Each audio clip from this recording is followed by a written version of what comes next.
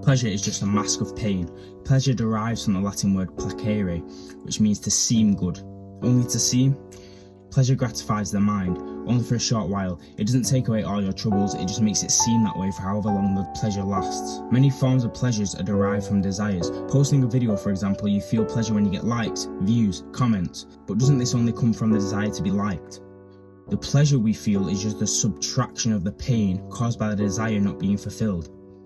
There's a reason why in the Bible, Peter says, "Dear friends, I urge you as foreigners and exiles to abstain from sinful desires, which wage war against your soul." There's a reason why lust and gluttony are two of the 7 deadly sins. The reason why the myth of Tantalus is taught, whom overindulged in the pleasure of the food of the gods. He stole divine food from off of Mount Olympus, and therefore was cast to the underworld stricken with everlasting hunger and thirst, and sits there in a pool of water under a fruit tree, neither which he can reach to satisfy his insatiable thirst or hunger.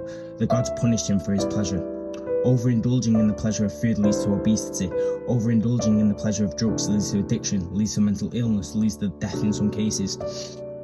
Hedonists become so accustomed to pleasure the world becomes boring, they become miserable. In Crime and Punishment, Svidrigailov, a quintessential hedonist, becomes so bored he ends his life. Dorian Gray eventually ends up hating the portrait that was the embodiment of his soul, which was plagued by endless pursuit of pleasures, and takes a knife to the painting, ending in his death.